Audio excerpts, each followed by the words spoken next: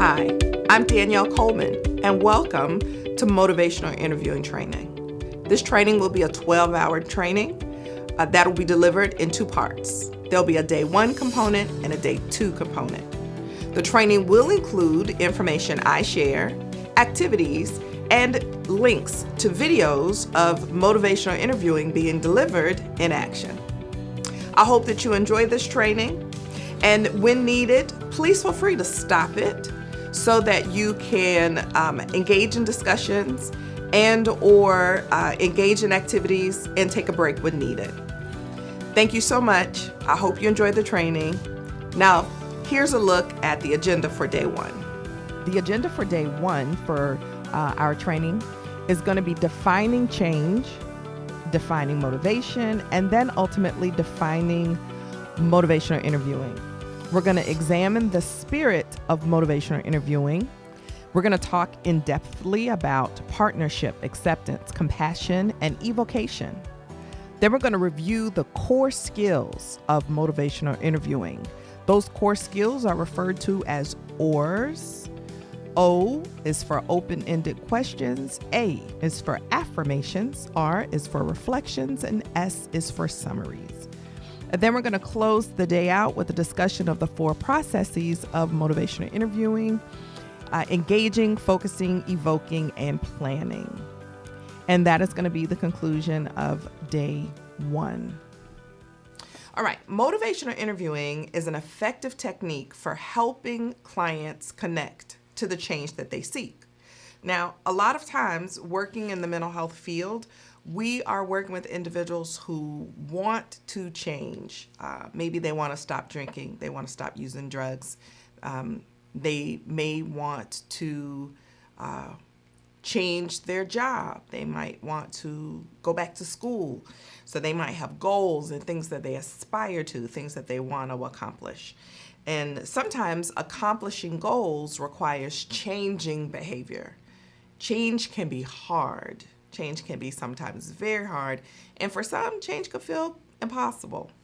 So motivational interviewing is really a technique to help people connect to the change that they sometimes find it really hard to conceptualize and to think about.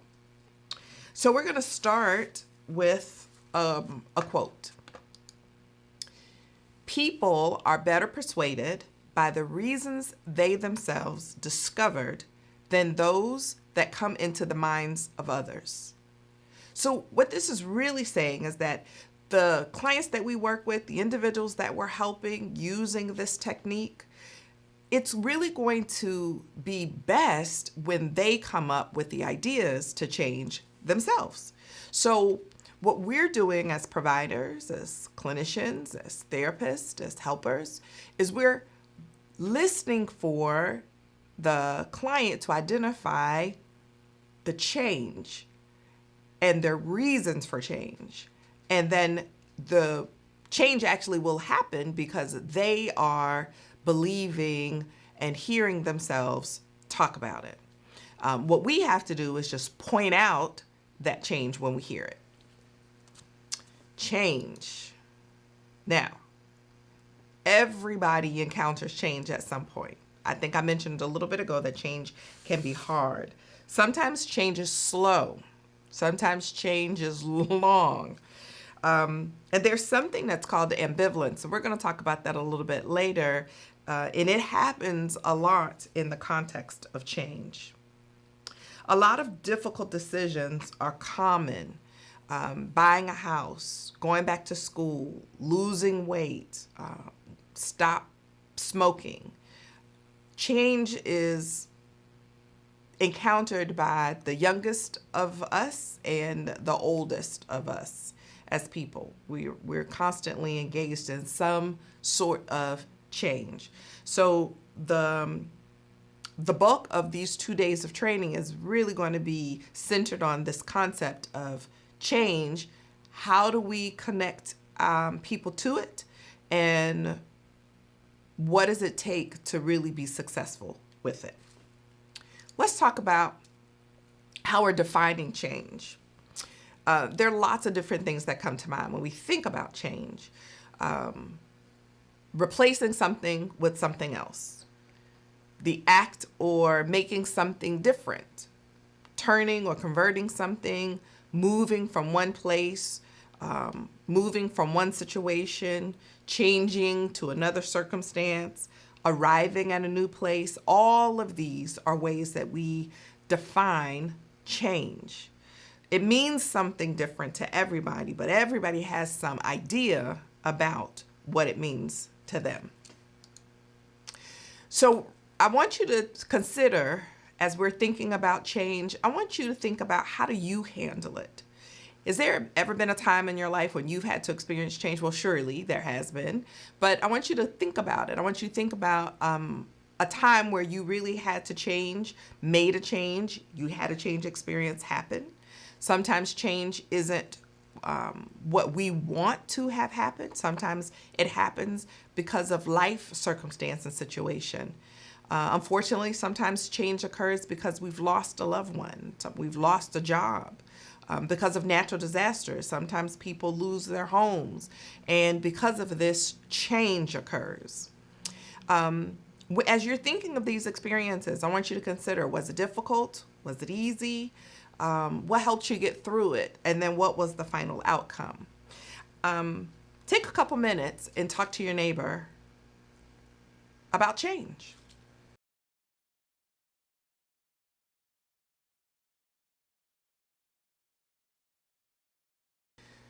Okay, welcome back. How was that? Hopefully the discussion was enlightening, and maybe there was something that you learned new about change, as it was the idea and the perspective of someone else. I have a favorite poem, and it's called There's a Hole in My Sidewalk. It's written by an author named Portia Nelson. And I'm actually going to read it for you right now. And then we're going to connect it to this whole concept of change. But it starts, I walk down the street. There's a deep hole in the sidewalk. I fall in and I'm lost. I'm helpless. It isn't my fault. It takes forever to find a way out. Part 2. I walk down the same street and there's a deep hole in the sidewalk. I still don't see it and I fall in.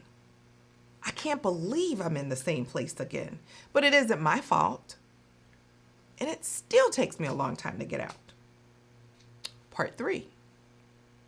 I walk down the same street.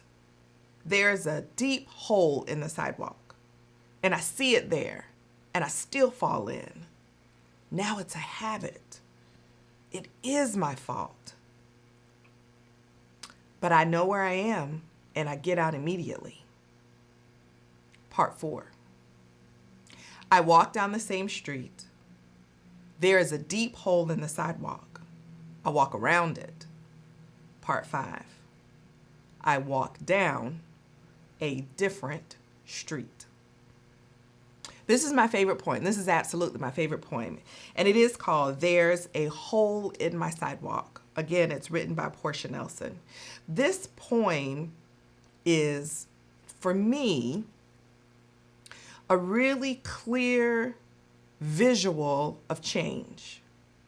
So if you'll note, the poem is actually segmented in 5 different parts. And in the first part, the author illustrates change isn't occurring. And not only is it not occurring, the person isn't even aware that change needs to occur, and that the person doesn't take any responsibility for the situation they find themselves in.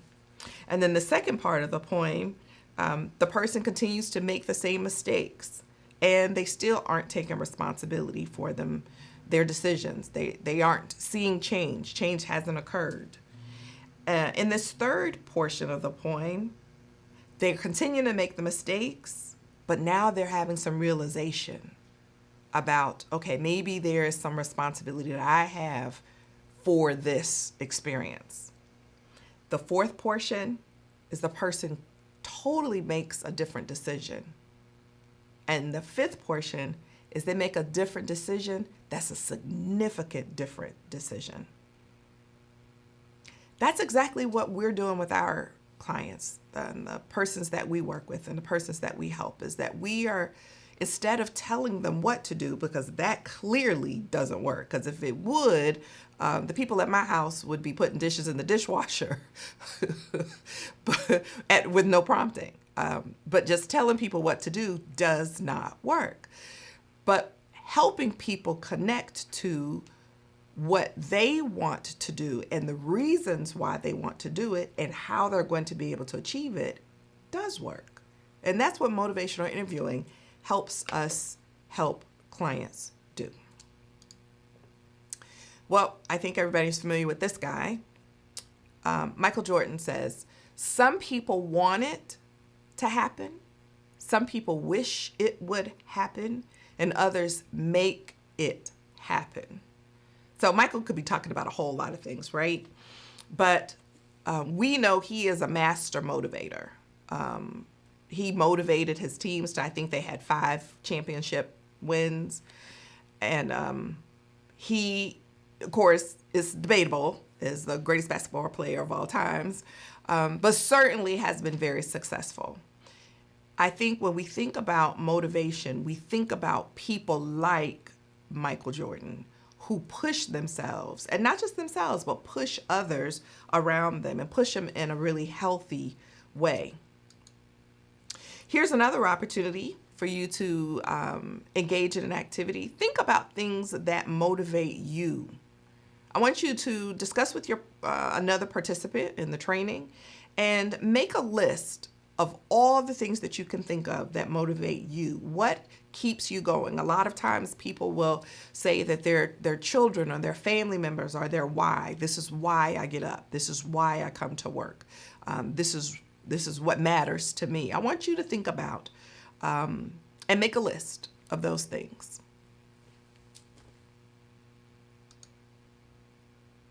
Welcome back. Okay, what did you come up with? What did you identify that motivates you? Is it your family? Is it that you're driven because you're competitive? Is it that you're driven because of the almighty dollar? There's a lot of different things that motivate us. Sometimes I've heard people say, when anybody tells me I can't do something, that pushes me to prove them wrong. There's the motivation. The motivation sometimes is to show people that I can absolutely do what you didn't believe I could. Sometimes there are things that motivate us because it's important to us. Isn't that what we want? And we hope for our children that they care about their grades, they care about their clean rooms, they care about, taking a bath and putting on deodorant. We want them to care. We want them to be self-motivated. Yes, so sometimes it doesn't really work out that way, but sometimes it does. But in any case, we're all motivated by something or someone.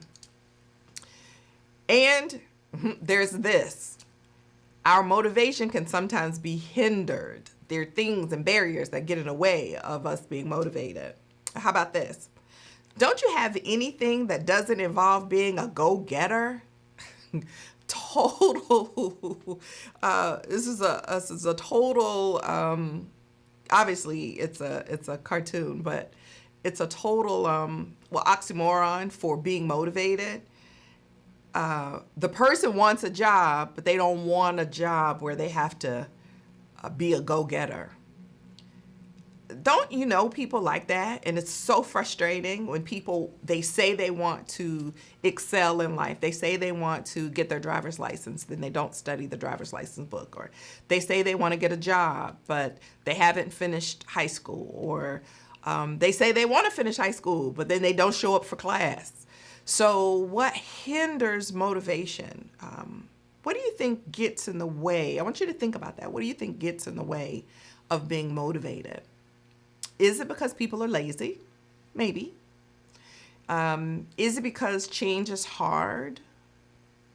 Probably. Is it because that when we do better, then more is expected of us? Definitely. Yeah, definitely. What hinders motivation? Oh, here are some examples of how some believe motivation can work. So we have an example of a coach yelling at a kid. We have an example of a military officer yelling at one of the soldiers. And then it looks like there is an employer or boss yelling at the employee. Sometimes there's this belief that tough love or hardcore or yelling is what's necessary to get people motivated. I don't know that I agree with that. I personally am not interested in people yelling at me and believing that yelling at me is going to get me excited about doing anything, because it doesn't. Sometimes having a lot to do, just having a lot on our plate, we have so much to do that we don't do anything. And so sometimes that gets in the way of our motivation.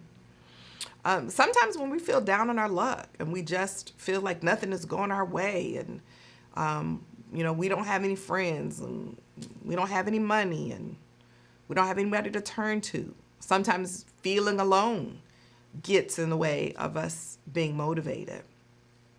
But in any case, thinking about things that get in the way can be useful, because then the more you understand about what gets in the way, then the more you can do something about those things. It can be really useful. All right. What is the motivation for change? A person's drive to change his or her beliefs and behaviors. Now, this is key, and I'm going to reference this again. A person's drive to change his or her beliefs and behaviors. Change is also born out of feeling emotional discomfort or pain. Whoa! Feeling emotional discomfort or pain changes situations? Absolutely. You ever been in a house with a faucet dripping? Drip, drip, drip. Super annoying, right? Or a toilet running? Very annoying. Oftentimes, what that drip or that running water does is it motivates us to stop that annoying sound. So you figure out how to turn the drip off, or you figure out how to get the running toilet to stop. Change is born out of feeling emotional discomfort or pain. If we're finding ourselves in a situation, so much like the examples I just gave you with the sink and the toilet, when we find ourselves in a situation that's uncomfortable emotionally, we're in an abusive relationship, we're in a relationship that's kind of a dead end, it's just not going anywhere, we're in a job and we feel unsupported, or we feel like we are not valued, or we don't feel like we're getting paid what we deserve. When we have emotional discomfort, we seek to change our circumstance and our situation. So when we think about what's the motivation for change, it's when we have a drive, when we're motivated because there's something that we want to achieve. Sometimes, I have to be in a wedding, and so I need to lose 20 pounds so I could look nice going down this aisle. Or I'm in a situation and I'm unhappy and I don't want to feel unhappy anymore. Those are reasons and motivations for change to occur. So there are two types of motivation. One is an intrinsic motivation, and one is extrinsic motivation. So extrinsic is when you're motivated from things that are outside of yourself. This is your paycheck. I go to work every day because I know that at the end of the week, I'm going to get a paycheck. That's extrinsic motivation. It's a reward or it's an incentive. A lot of people, my brother is a marathon runner. This I find really interesting. He pays money to run in a race. First of all, he has to travel sometimes. So he pays money to run in the race.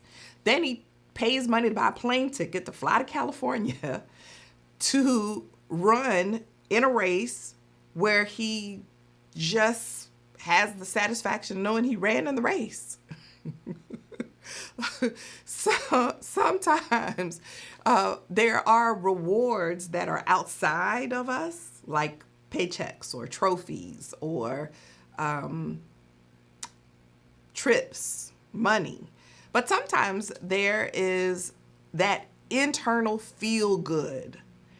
I enjoy this because it helps other people, or I like giving back to the community. So there are things that motivate us that are outside of us. Then there are things that motivate us that are intrinsic, that are inside of us. This is interesting. This is a really interesting quote. Engaging in motivational interviewing with someone is like entering their home. It is important to enter with respect, interest, and kindness. Affirm what is good and refrain from providing unsolicited advice and rearranging their furniture, which I think is kind of funny. You don't just walk into somebody's house and just say, yeah, I think that couch needs to move. And, these pillows just really aren't right. Sometimes dealing with and working with individuals in our work as mental health providers, it's almost like that. We'll have people who come into your life and say things like, why are you making that choice? Why are you choosing to do that, live that place, hang out with those people, engage in that kind of activity? That's no good. That's no good for you. That doesn't help. You need to cut that out. Sometimes you'll have people in your life that kind of speak that way to you. Family members, parents, relatives, teachers. They say, don't do that. That's a bad choice. I hear professionals like Chris Rock, who's a comedian, and Kevin Hart, who's a comedian. I guess a lot of comedians. Bernie Mac say things like, they had teachers that said, you're never going to amount to anything in life. You play around too much. And it turns out that their playing around is what allowed them to be successful, basically. Again, what this is really talking about is when we are working with a person and we're respectful and we're kind and we show genuine interest in what they want to accomplish, then we're able to help connect them to the changes that they want to make, instead of us coming in and saying, do this differently, do this differently, do this differently. So that's what this is about. Engaging in motivational interviewing with someone is like entering their home. You enter with respect, interest, and kindness, and affirm what is good. And then refrain from, do not provide unsolicited advice. Motivational interviewing is not about telling people what they should be doing. Absolutely not at all.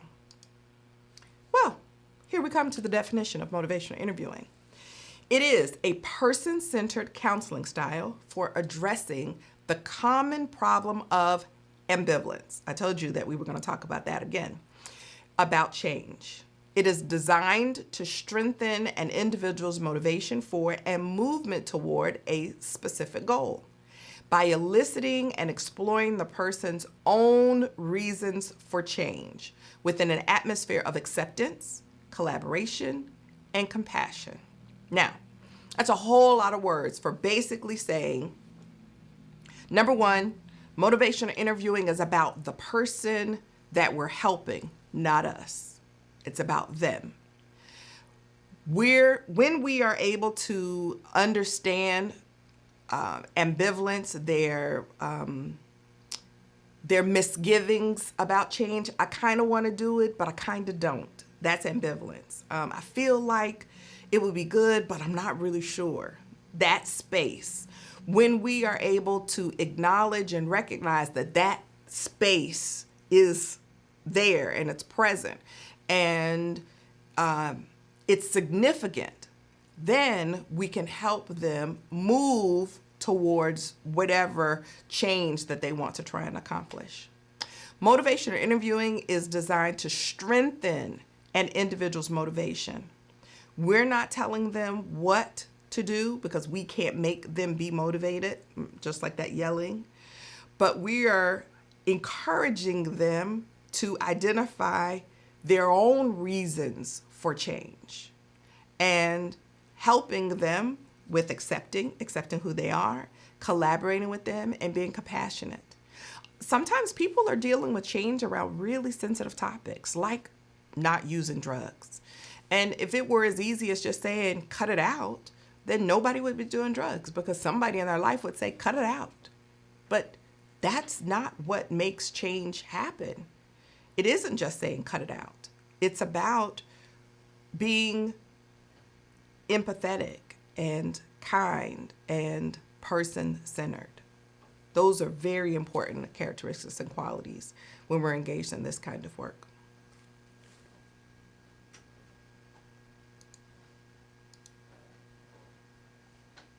Let's see here.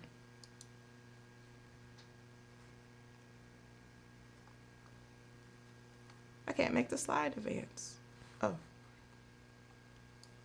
Oh, here we go. Handy dandy. Okay. What is motivational interviewing? Now, in our previous slide, we defined it. Now we're going to talk about it in more plain language. It's an effective way of talking to people about change. So we talk to people about change. It is a therapeutic technique for increasing a person's motivation for change. This is key. The person's motivation for change. Motivational interviewing is effective with people that may be unwilling or feel unable to change. So again, change can be hard.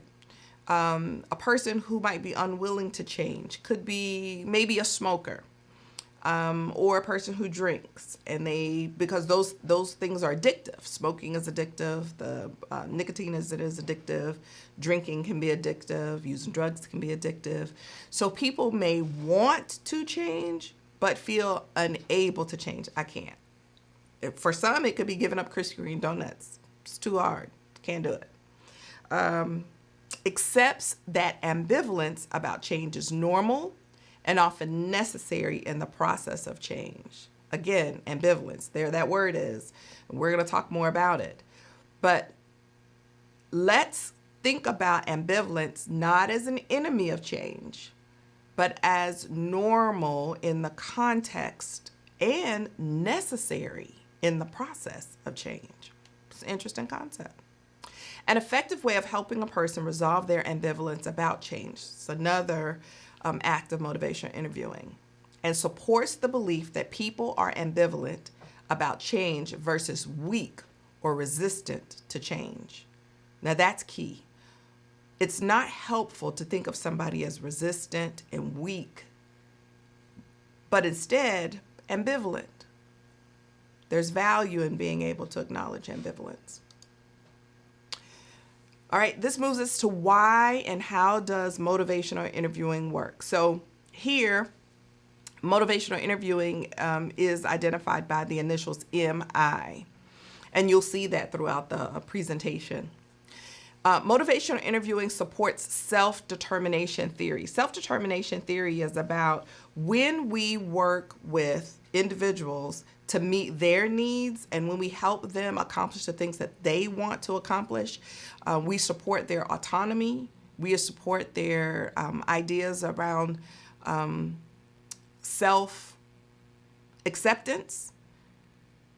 Then we can help people move towards change. So motivational interviewing supports this concept of self-determination theory. It's a process focused it's process focused rather than outcome focused. Motivational interviewing believes in the process of working towards change versus just getting to the change. People are more likely to change when these basic psychological needs are attended to. Number one, Autonomy in making decisions. When people feel, and I said this just a little bit, this is what the self-determination theory is about. When people feel supported in making decisions that work for them, having autonomy.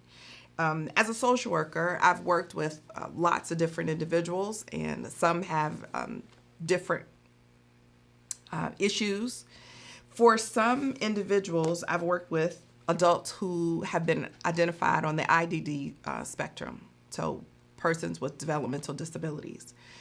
They live independently, so to speak. They live in a group home setting where they have some independence. They have some responsibilities and chores. So you all may be familiar with this living style for some. However, they have a payee, so somebody is in charge of their money. So there are some situations where an adult person, so let's say they're 28, clearly an adult, but because of their disabilities, they don't have full decision-making around all aspects of their life. So one is being able to manage their own money. But a person might decide that they want to spend their money on buying a television instead of spending their money on paying for their medication for that month. Here's a part of a little bit of a hiccup. Do we give the person their money to buy their television because they're an adult and they have the autonomy to make decisions? Or do we tell them no, they cannot spend their money on buying a television. They have to spend it on buying their medications. Here's a sticky point. I'm not asking you to actually answer the question, but what I'm saying to you is when we respect autonomy, whether we agree with the decision or not, that means we respect the person's right to make the decision, even if we think as providers it's not in their best interest. I know that might feel a little bit uncomfortable for some, but that's what autonomy is. And when we think about this work, it's real important that we're clear about our position in supporting autonomy. Number 2, a sense of competence in making the change. People are more likely to change when they believe that they have competence in making their change. Again, support it. I am smart enough to decide that I want to do XYZ. Instead of feeling like, why would you want to do that? Why would you want to be a nurse and not a doctor? Why would you want to study law? Or why would you not want to go to college? And why would you want to be a plumber instead? People are likely to change when they feel supported as competent in making a decision that works for them. And lastly, supported by key people. So these key people could be healthcare professionals, but it also could be family members. It could be persons in their natural supports. People, again, are more likely to change when they have the autonomy to make decisions that work for them, when they feel supported in their competence to make a decision that they believe that they want and is best for them, and when they feel supported by key people.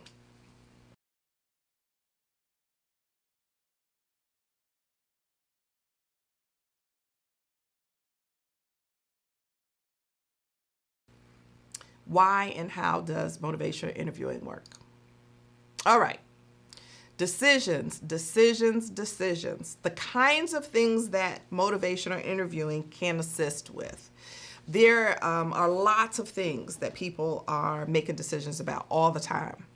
I mentioned a little bit ago about using drugs, not using drugs, smoking, not smoking, losing weight, deciding about going to school or not going to school, or even some sensitive things like, should I change my career? Should I stay in this marriage?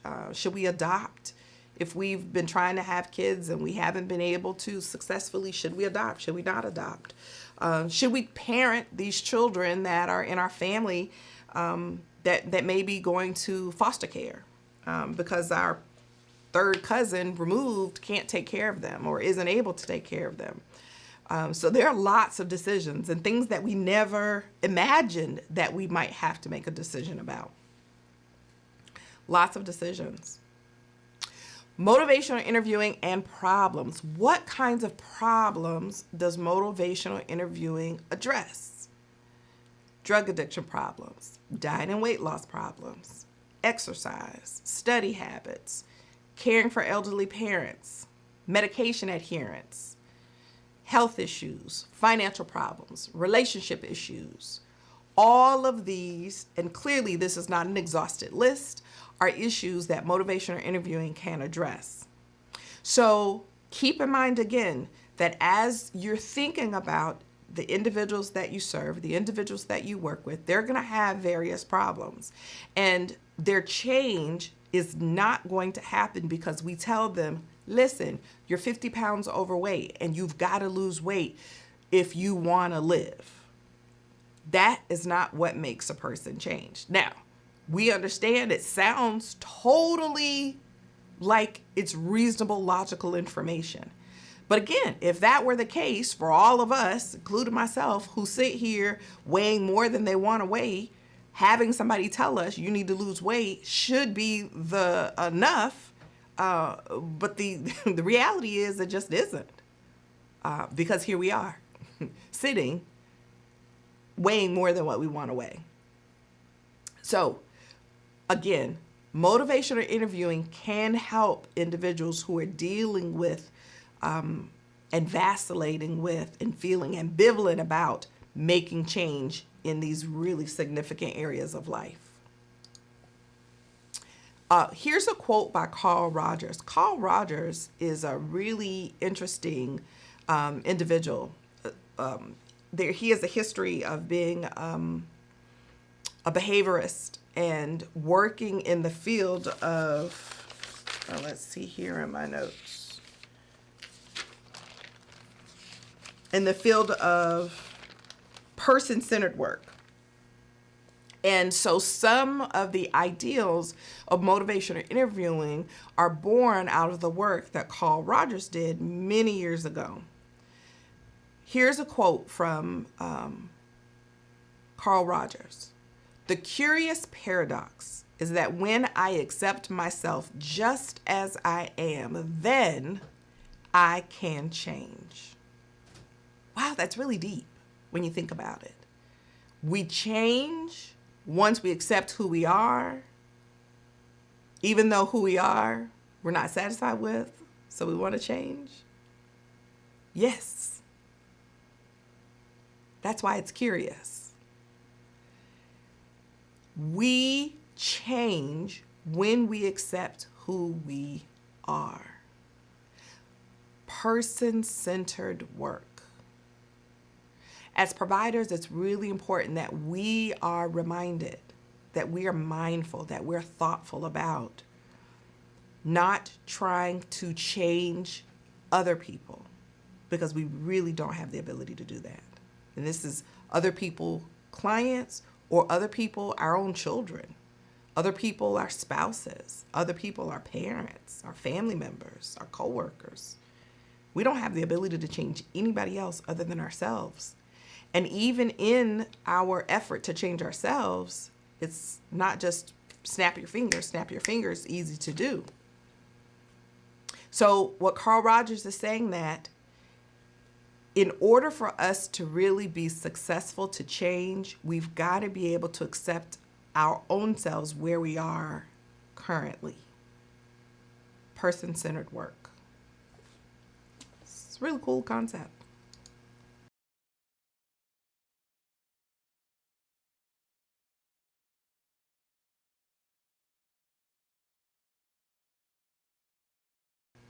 Oh, the announcement of change, it really went well. Not so much. So change is not often easy.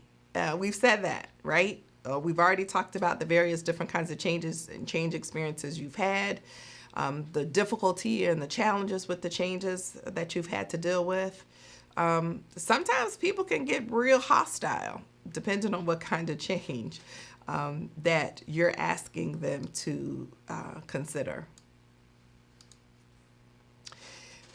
So the most most often, change is hard because of ambivalence. So we've talked about this term a little bit. We've chatted about ambivalence. We've chatted about the fact that it's normal. We've chatted about the fact that it may absolutely or actually be necessary. So what is it? Let's take a look at what is ambivalence. Some people say they want help, but they don't really want things to change. Now, this I know to be true. I've worked with individuals who have spouses that drink. And they say, I do not want my spouse to drink anymore. I want my spouse not to drink anymore. This drinking is ruining our marriage. It's ruining our home life. And this person needs to cut it out. And surprisingly, when their spouse stops drinking so much, they start to be more present. They start to be more aware. And they start doing things that might be a tad bit annoying to the spouse that they hadn't been doing for a very long time. Like paying attention to the fact that she, let's just say it's a she in this case, is shopping a whole lot. I'm sober, so I'm more attentive, I'm more aware. And I'm noticing that you're spending $200 and $300 a week at Belk's. Whoa. I said I wanted him to stop drinking. I didn't want him to be nosy in my business. Sometimes, let's say, I don't want my spouse to drink. My spouse drinks way too much. I want my spouse to cut it out. Some people say they want help, but don't really want things to change. Here's another change. Now my spouse is mean. My spouse is irritable. I don't really like the fact that he's irritable. I don't want him to drink, but I don't want him to be irritable. Or I want to stop smoking, but I don't want to gain weight. I want to stop smoking, but I want to stay thin. But when I stop smoking, I eat donuts. I want help, but I don't really want things to change. It's ambivalence. Some people want help but are unwilling to do the work that's necessary for change to occur. Oh my goodness, this is me all day long. Me. I want to lose weight, but I don't want to give up going to McDonald's. I want to lose weight, but I don't want to stop drinking my Starbucks. I want to lose weight, but I don't want to give up wine. I want help, but I'm unwilling to do the work that's necessary. The work could be having to deny yourself. The work could be actually showing up with the physical therapist, or not physical therapist. Who's the person that you exercise with? Physical trainer. Getting up at 6 o'clock in the morning to go work out before you go to work. What do you mean? I have to get up out of my warm, comfy bed? Unwilling to do the work that is necessary for change to occur. Some people really want help and are willing to do the work to change, but they don't have the support that's needed to be successful. So a person might need to go back to school to get another degree so they could get a better job. And they're a single parent and they've got kids and they don't really have childcare for them to be able to go to classes in the evening. Okay, so now we have online classes and everybody's on class virtually. But there was a time when class wasn't a virtual option and people needed to go in person to class in the evening, and it was hard to do without having assistance with childcare. Some people really want help and they're willing to do the work, but they don't have the support that's needed to be successful. And it could be something like not drinking. I really want to stop drinking. I'm willing to sacrifice, but I have a spouse who keeps buying wine and putting wine in the refrigerator. That makes it really, really difficult when you don't have that support. Some people are afraid to change, so they don't even try. A lot of the clients I work with tell me regularly, change is too hard, Danielle. I can't do it. And so then I ask them, is it really the case that you can't do it? Or is it really just the case that it's unpleasant and it's difficult? Sometimes people stay in marriages that are really unhealthy, and they stay because it's what they know. Sometimes people stay in jobs. Sometimes people stay with a hairstylist or a barber because it's just too difficult. It's too hard to say, this isn't working for me. So all of these are examples of ambivalence. Oh, I love this one. This little girl looks like she has just had enough. I can't. Do you find yourself saying I can't a lot? Do you work with somebody who says I can't a lot? Well, here's what I can't does. It makes you focus on the discomfort that you're feeling. So whatever this discomfort is, it could be discomfort with math. A lot of people say, I just can't with math. Math is too hard. I can't do math. I can't learn math. I don't know math. And you're in a math class or you're in the 11th grade and you want to go to college. So if you tell yourself that I can't do it, it's too hard, there's no way, then saying I can't only makes you focus on the discomfort, the displeasure, the hardness of it. Another thing that saying I can't does, it underestimates your ability to change. It underestimates your ability to cope. It underestimates your ability to do. A lot of times when we focus on what I can't do, we're totally missing what we can do. Totally missing what we can do. We say things like, I can't take it when people cuss me out. Or I can't take it when somebody cuts me off in traffic. I can't take it when somebody lies to me or somebody hurts me. And is it really true that we can't take it?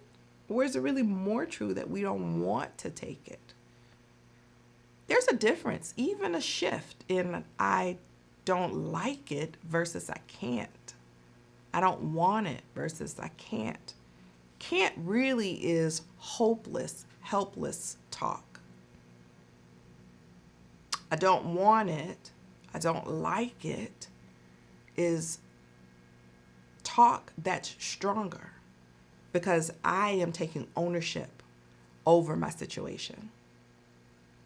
Third thing I can't does, makes the situation seem and feel worse. Totally. I can't take it. This little girl in this picture is funny to me. I just can't take it. When we say I can't, it does these three things. Focuses on the discomfort, underestimates our ability to change or to cope, and makes the situation seem and feel worse. There are lots of unpleasant things that happen in our lives, that have happened in our lives, that may still, unfortunately, happen at some time. But when we tell ourselves that we can't, it certainly doesn't make things better. And it takes our focus off of thinking about and working on what we can actually do. And you'd be surprised if we really were to sit and think about in the moment what we can do, we'd be really probably amazed at all of the things that we can do in the midst of a situation that's difficult and challenging. And that's a part of what motivational interviewing helps us help our clients do.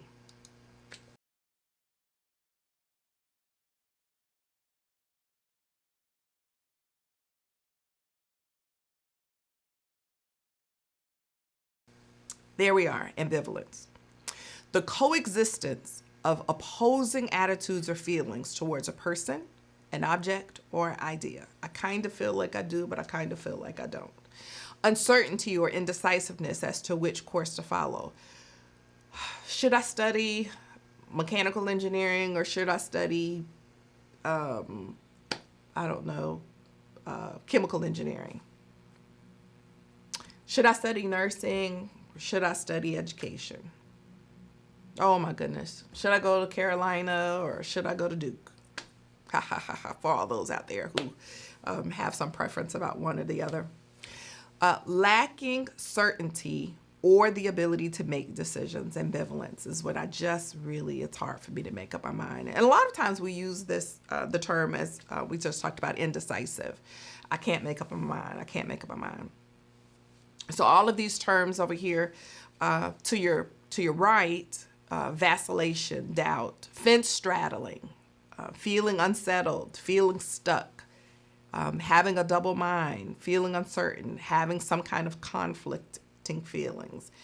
Again, I want to remind you that ambivalence is not a bad thing. Ambivalence can be useful.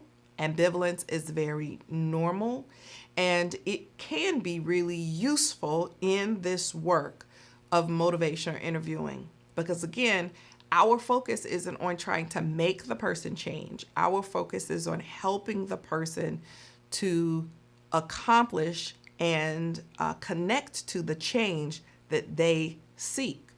When we help them by hearing and listening for their own change talk and helping to support them through identifying and connecting to their change talk, we and they will really probably be surprised at the success that comes from that. Here's another reminder, ambivalence is normal. I love this quote too. You didn't come this far to only come this far. I mean, that can relate to so many different areas of life, right? So sometimes we get into the last leg of graduate school and we think, oh, I just can't take it. I can't take it. Or you're 7 years into a marriage and you're thinking, oh, this is so hard. Or you're parenting teenage children. Lord bless us all. You didn't come this far to only come this far. So what do? Sometimes you dig a little bit deeper. All right. I want you to take another couple minutes, and I want you to discuss with a neighbor. Share time in your life that you felt ambivalent about something. There was something that you were unsettled about. There was some decision that you needed to make, and you weren't really sure which way to go. What helps you to resolve your ambivalence? And then what was the final outcome? Take a couple minutes. Okay.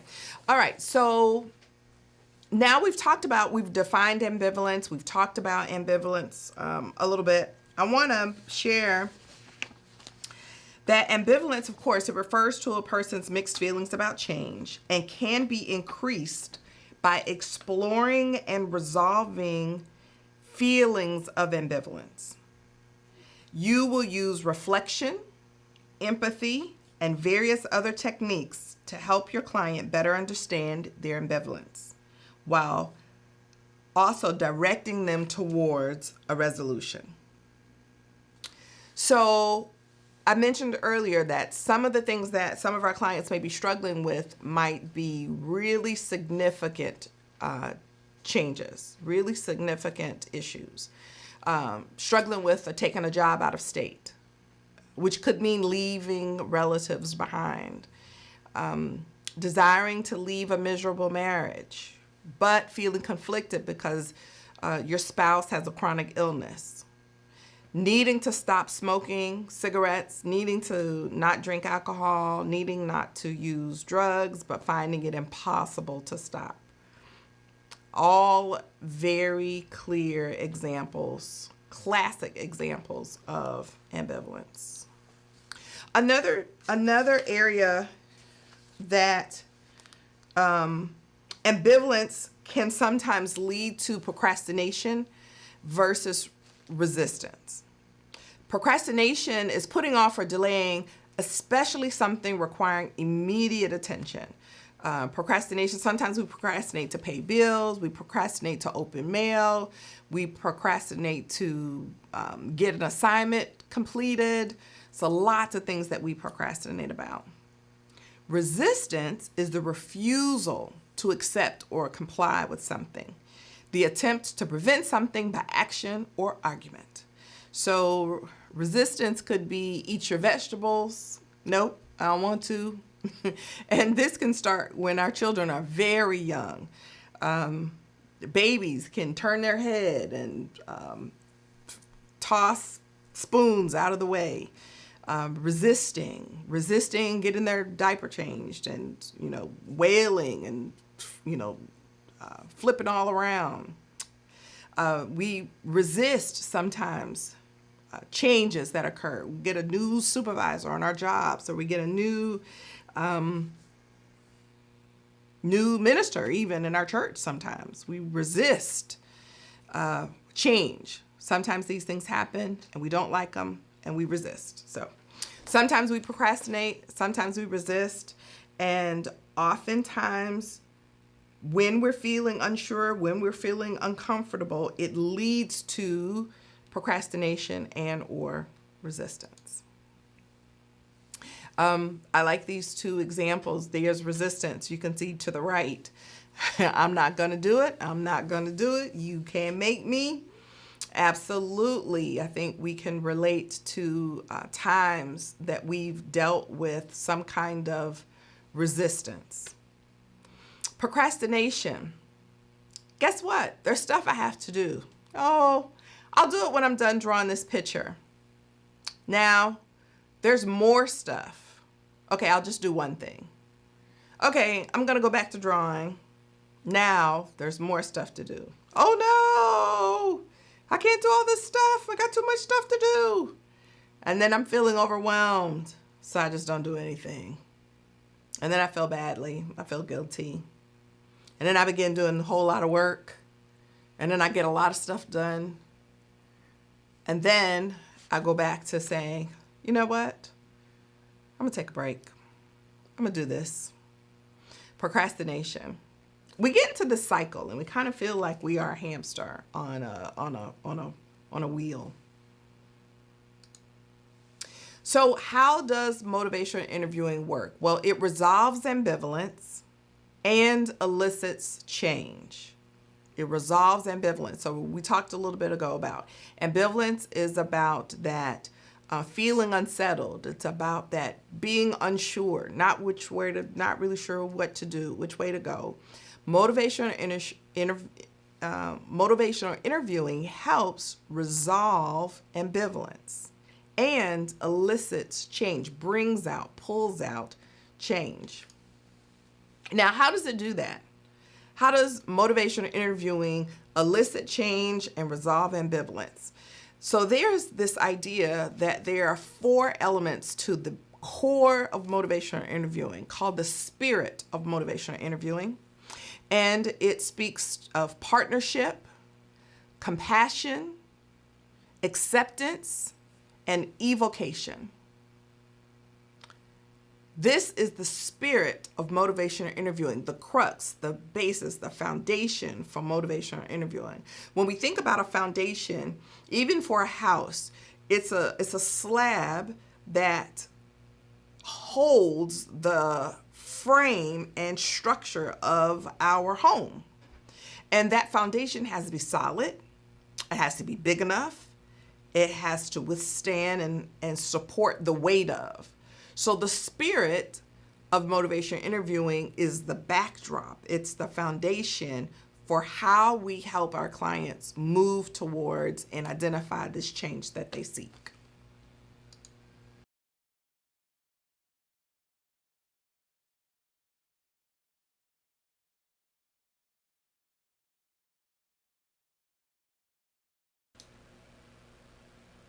Okay, so now we moved into talking about those foundational aspects of motivational interviewing. This first one is called partnership, or also sometimes is referred to as collaboration. When people face decisions that require some sort of change, sometimes it's necessary to have help identifying ways to be motivated to make that change. That's what makes motivational interviewing so important and so necessary. Because again, we've mentioned before that change is not often easy and sometimes it's difficult. There is a need to have assistance and help to move towards that change. So In the spirit of motivational interviewing, it's important to identify a collaboration or partnership with the clients that we serve. And in this partnership, we understand that the client is the expert. The client is the person who knows most about their situation. They know most about the challenges that are in front of them. They know about the reasons why they need and or want this change, and they also know what's been prohibiting them, what's getting in the way of them being motivated or and making this change. It's real important that the counselor and the client work together. Again, I want to emphasize that the client is the expert. It's real important that the counselor or the change agent or the provider honors the client's experiences, their perspectives, and their choices. As the counselor is listening, they're listening to understand the client's preferences rather than trying to influence the client in whatever they believe is important. The counselor's agenda, the counselor's values are not highlighted in the partnership and in the collaboration with the client. The spirit of motivational interviewing starts with that partnership. It's real important to develop a partnership with your client. All right, after partnership and collaboration is acceptance. Acceptance, again, is another foundational aspect of motivational interviewing. This is when the counselor focuses on supporting the client's autonomy. The autonomy of the client is, again, it speaks to their preferences, how they want to live their life, what's important to them, identifying things that highlight their strengths. Clients have the right to make decisions about their own lives, whether the counselor or the provider agrees with those decisions. It's real important that the client feels supported and respected to make the choices that they choose and identify for themselves. It can sometimes be difficult, especially when a counselor believes that the client is making a choice and a decision that is going to adversely affect them. Sometimes the counselor oversteps and wants to really dissuade the client, persuade the client to do something different. But that's not what acceptance is about. Acceptance is really about absolute worth, accurate empathy, autonomy support, and affirmation. And we're going to explore these 4 aspects of acceptance a little bit more. Absolute worth. If the client feels their situation, no matter how difficult, is understood and respected, they are more likely to be open and honest regarding their issues. When, as providers, we support our clients and we help them to feel respected, then they're likely to be engaged in change and moving in that direction of change. So we really have to remember in all these situations that this is not about us. It's not about us as the provider. It's not about us as the counselor. It's really about the client. The next phase of acceptance is autonomy and support. This is the responsibility for change is left solely with the client. The provider will absolutely respect the client's ability to make choices, avoid or delay change, or decide not to change at all. Again, sometimes our clients, they decide what they want to do and or what they don't want to do, even when they're making decisions that others may not agree with. We might be working with someone who has a drug addiction problem. And maybe they say, you know what, I want help. I am going to go to an NA meeting. And then we find out 2 days later, they never went to the NA meeting. Instead of talking down to the person and trying to make the person feel bad, it's really important when we're engaged in motivational interviewing, it's really important that we're working to accept the autonomy of the client. Sometimes Our clients are not ready to change. And as providers, we need to accept that. We need to accept. Affirmation is the third aspect of acceptance. Affirmation is reinforcing those specific things that the client says or does that may assist in their understanding and or their decisions to make a change. We are reflecting, sometimes rephrasing, sometimes just restating and reinforcing the things that the client says. So it's not just good enough that as a provider, I come up with some really good ideas about why a person should be motivated to change or why this change is good for the person. It's real important that the client is identifying those reasons for change, and then we are just affirming them. And this fourth aspect of acceptance is accurate empathy.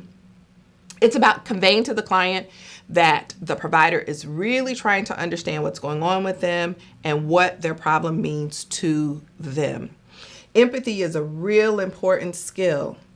It's real important to be able to care about the individual and want to support and help the individual and see it from their perspective and to see it from their perspective. So acceptance is a very important aspect of motivational interviewing. Acceptance is making room for painful feelings, urges, and sensations and allowing them to come and go without a struggle. That can sometimes be very difficult to do.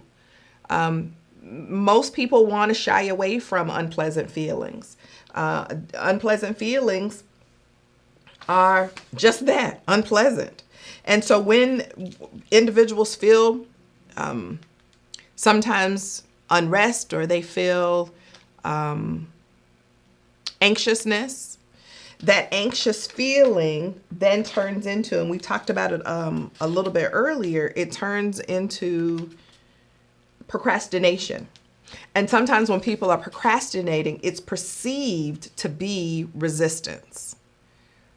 But it's painful sometimes. You know, the change that some of our clients say they seek is ending a volatile relationship and thinking about not being with the person because the person isn't volatile all the time. So sometimes the person's really good. Sometimes the person's really decent.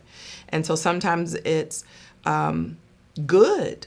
The relationship feels good. It's hard to think about not being with the person when you are focusing on those good memories. It's painful. And so what our clients want to do sometimes is they want to avoid feeling that way. And so they don't leave. They don't make the change. In the social work profession, acceptance is defined as working with a client without judgment and complete unconditional positive regard.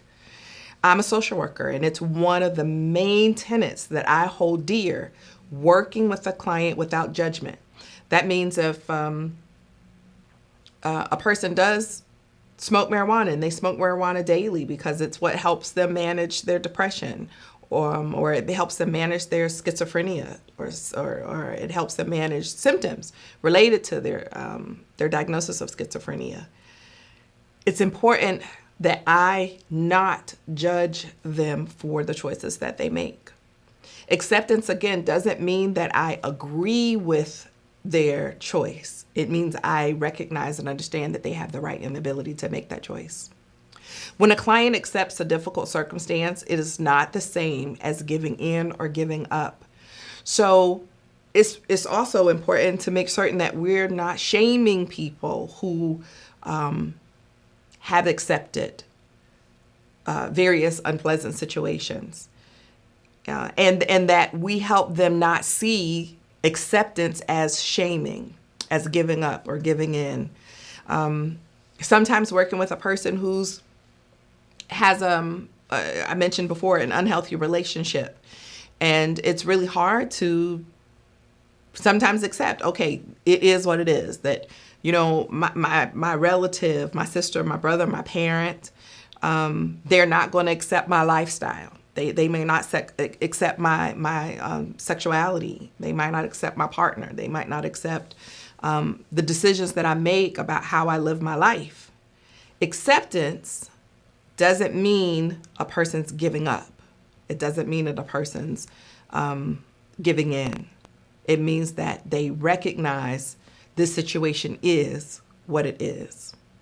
And the last point I want to make about acceptance here is that when a provider accepts a client's right to make choices, again, even when those choices can sometimes be harmful, the provider's acceptance is of the client's right to decide, not necessarily being in agreement of the choice itself.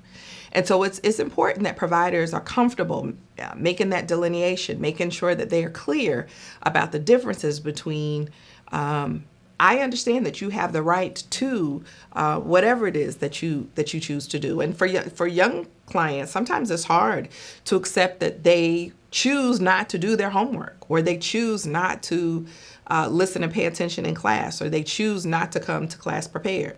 Now, obviously, there's lots of circumstances and situations that might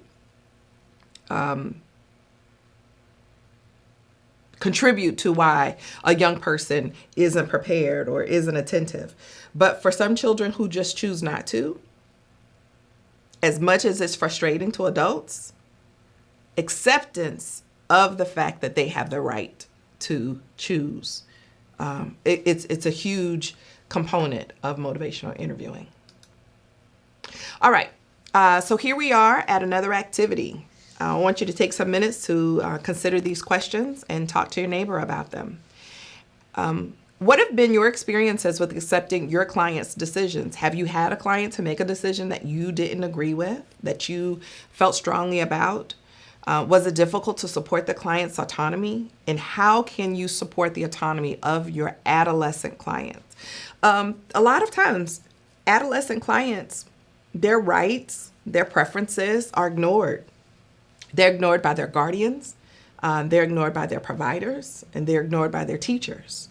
And so you got to think about, if you're working with a young person and the message that is sent is, I don't really care what you have to say, and I don't really care how you feel, and I don't really care, what your thoughts are on this situation.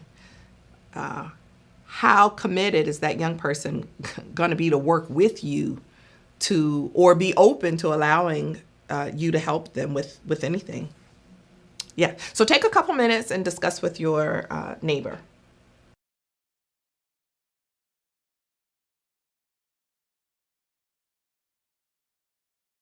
Okay, so hopefully you've had some really rich discussions around working with clients and understanding about accepting some of the choices that they've made and supporting them in their autonomy. This final area of the foundational concepts of motivational interviewing is called compassion. And, compassion, sometimes we think about it in the context of helping others who are less fortunate. I have compassion for people who are homeless, or I have compassion for people who live with a life-threatening illness. It's real important to exercise compassion for the clients that we serve. And compassion basically is supporting a person's by engaging in considering how they live their life and being open to support their experience. So here's what I mean. We make the commitment to pursue the welfare and the best interests of that person. We promote their welfare and giving priority to their needs, compassion, to empathize with someone who is suffering and to feel compelled to reduce their suffering. When we're compassionate, we really want people not to suffer. We want to help people to experience life and circumstances and or situations where it's not unpleasant. I want to point out here, this third bullet says a counselor does not have to suffer with the client to show compassion.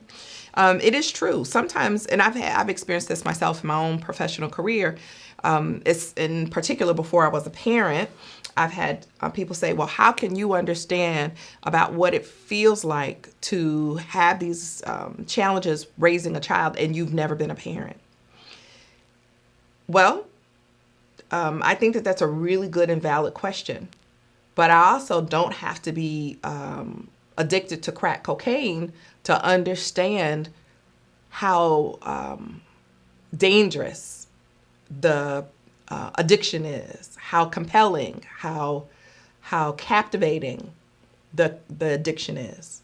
So although we might not have an exact experience as our client, we absolutely can show compassion because we understand what suffering feels like. And we don't have to, in the moment, suffer with our client to really show compassion because all of us have had some occasion in our life to suffer. And suffer can be relative, but everybody has had something that's been overwhelmingly unpleasant. I like this quote, and it's just a really cool picture. Compassion is the wish to see others free from suffering. This is the Dalai Lama. But we were just sharing about suffering. All right, here we are again. Have you shown compassion to the clients that you serve? In your work experience, how important is demonstrating compassion? And can compassion be learned, or is it only a naturally developed skill? Chat with your neighbors about compassion.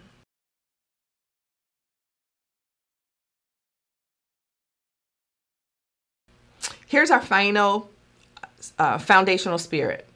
I think I actually might have said that before, but this is the actual final one. Evocation.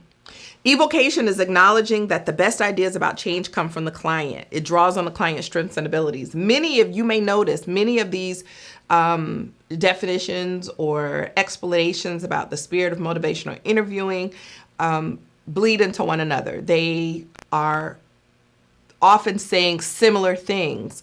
We're drawing on the strengths and abilities. We're giving preference to the client's perspective. And it's because they are alike in a lot of ways.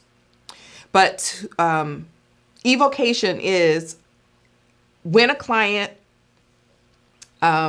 is working to identify their reasons for change, we're wanting to draw that out. We're wanting to help bring that out by really focusing on the things that they're saying that are going to affect change. When our clients are able to engage in evocation, it strengthens the motivations that they already naturally have. So people know internally what they need to do to make the changes that they want. Sometimes we just have to be available and be present as they're making those connections and then helping them be clear that that's what they're doing. Here's a video of an example of motivational interviewing. Please watch it and look for some of that spirit of motivational interviewing that we've just discussed.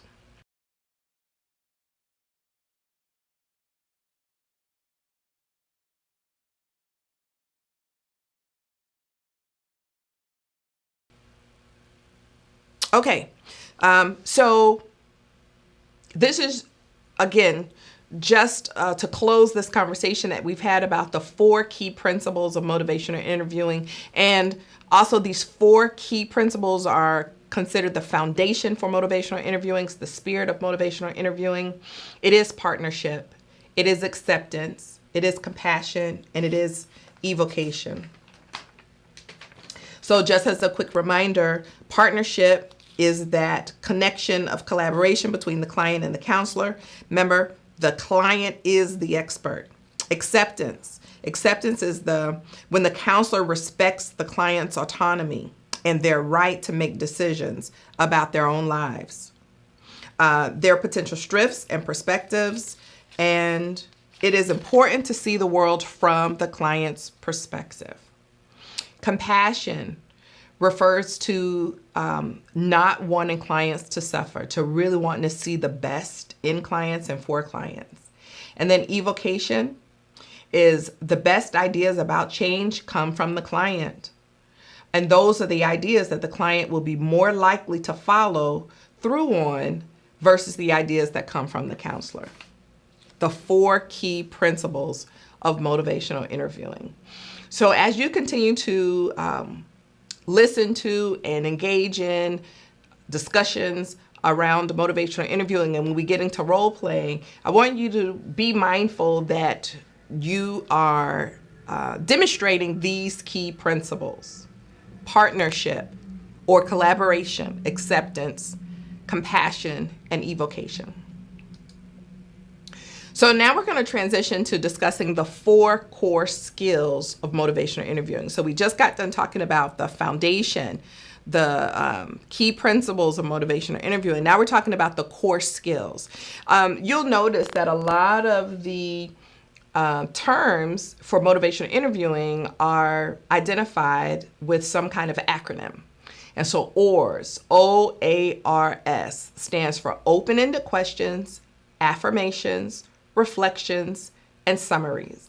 And now we're going to delve in a little bit deeper of each of these core skills. Open-ended questions. All right, open-ended questions, and many of us are familiar with them because open-ended questions allow an individual to expand, share more, engage in more conversation around a particular subject or topic. Open-ended questions are very useful in lots of arenas. So in an interview, open-ended questions are really useful.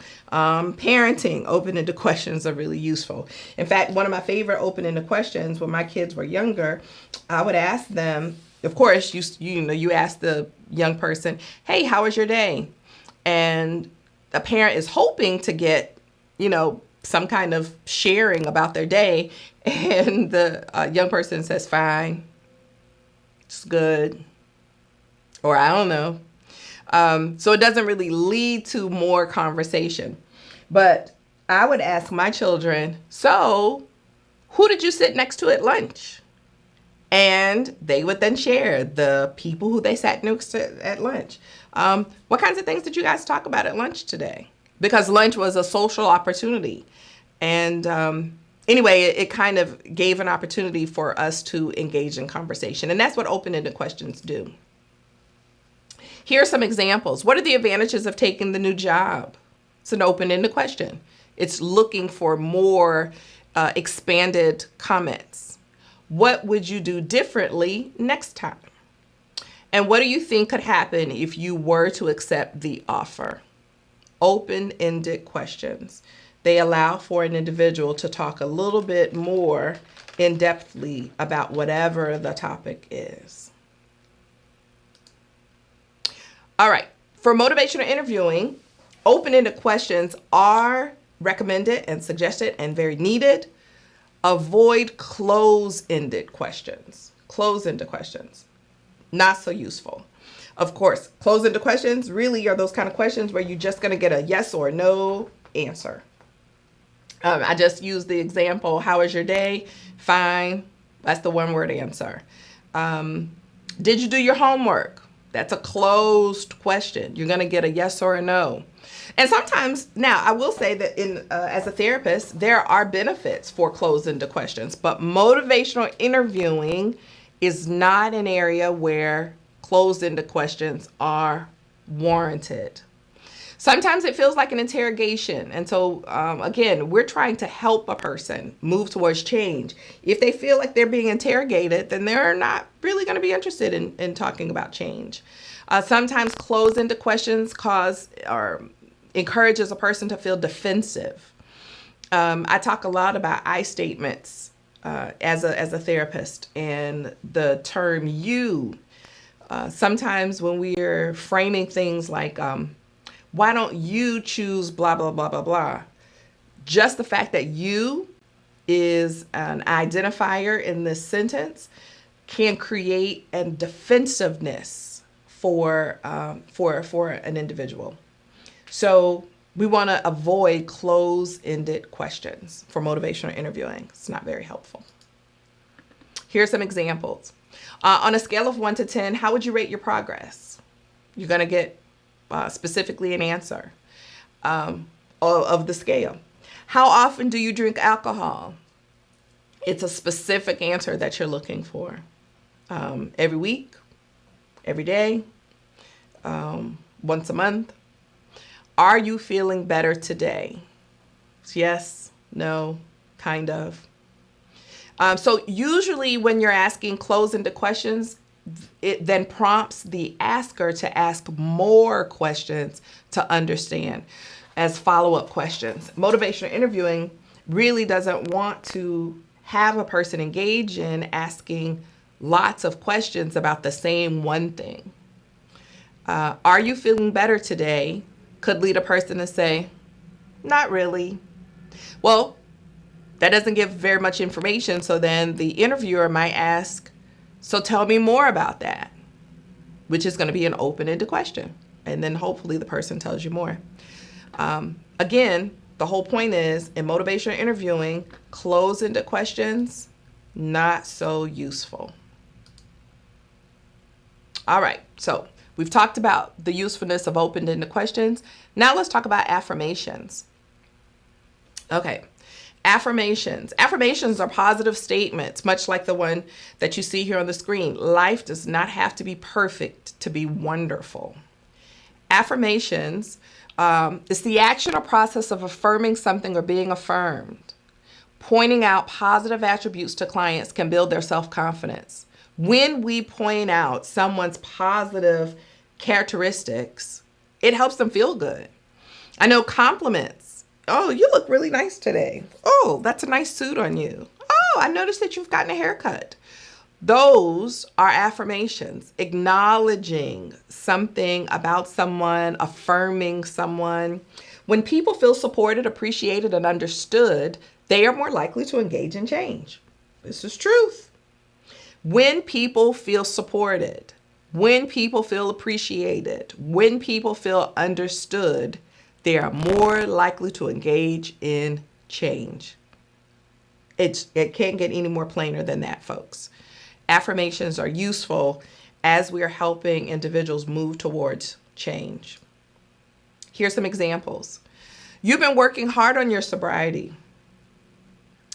Here, you notice that you starts the sentence. Now, I just a few slides ago shared that you can sometimes cause a person to be defensive. Well, in this case, you're acknowledging a person's hard work. It's hard to be defensive when somebody's giving you a compliment. But if this statement were to say instead, you haven't been working hard on your sobriety, whether it's true or not, it's likely going to cause the person to feel badly. So affirmations are to encourage a person's mood. It's to lift a person up. It took a lot of courage to discuss this sensitive issue. Your love and concern for your family is obvious. You've been successful changing old habits before. Sometimes reminding a person when they've been successful in previous times can help them think about and encourage them to be successful in a current situation. Congratulations on earning your 90-day chip. All of these are examples of affirmations. So this next video or a slide is gonna, there's a cute little girl. I don't know if you've ever seen this before, but her name is Jessica, and she does these daily affirmations. And it's really fantastic to see someone so young who is so full of positive energy. So if only we all could harness this kind of energy. Okay. Now that we've seen Jessica share all of her fantastic thoughts about how she loves herself and loves her life, I want you to consider the following statements and identify all of the affirmations that you notice. Okay? Oh, I'm so mad at myself. It seems that I just can't get things right. I've been sober for the last 6 weeks, but last night my wife yelled at me for tracking dirt in the kitchen after I cut the grass.